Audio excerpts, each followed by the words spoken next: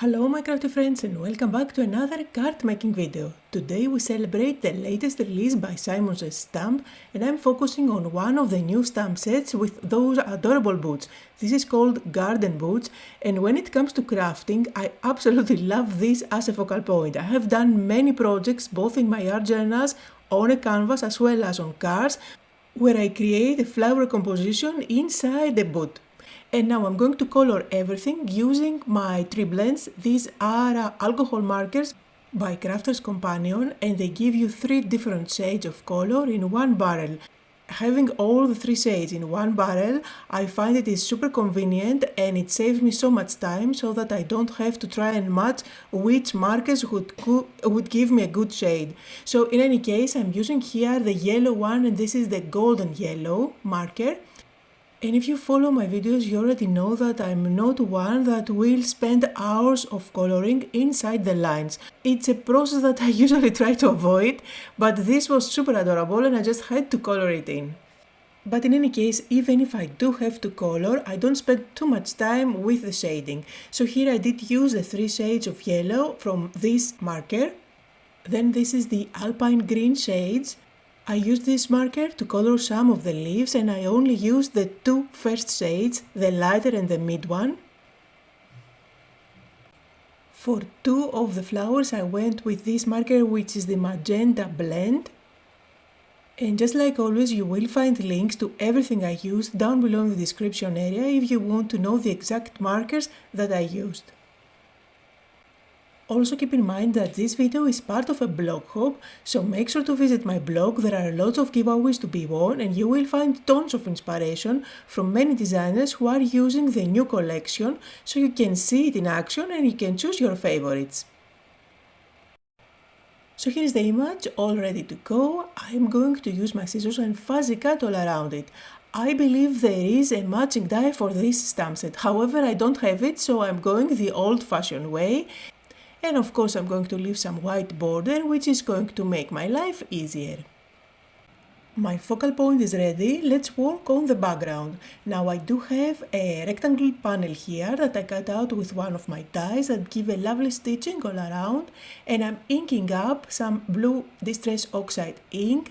I used 2 shades of blue, the lighter one is Tumbled Glass while the darker shade is Broken China. I'm not going for the perfect blending.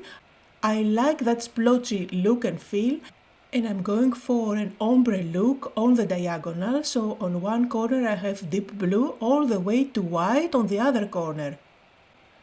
And since I had that extra ink on my glass mat, I did spray a little bit of water and now I'm creating some splashes on top of my background.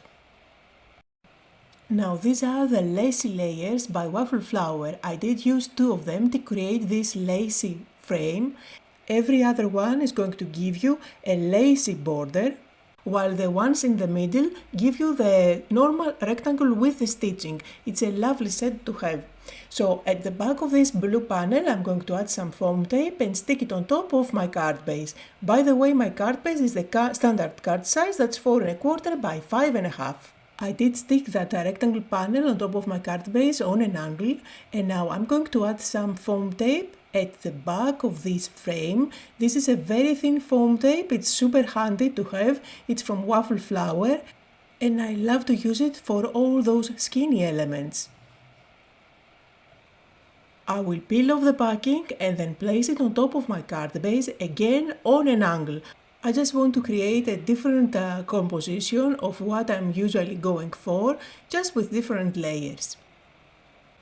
And this is where I'm going to stick my focal point on the inside of that frame. So I do have foam tape at the back of my boots.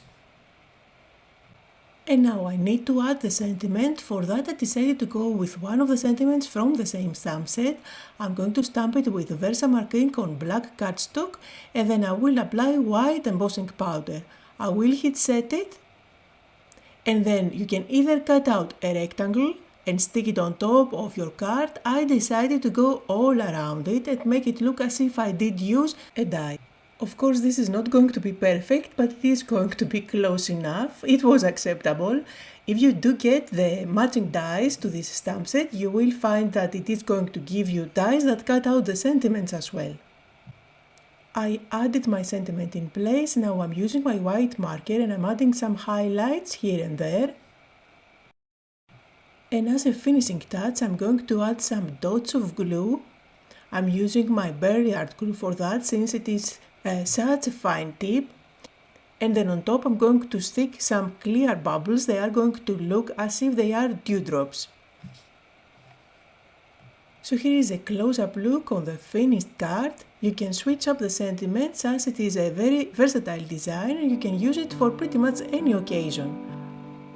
Links to everything I used can be found below, just like always. Thank you all so much for joining me. I hope that you had fun, that you got inspired, and I'll see you all next time.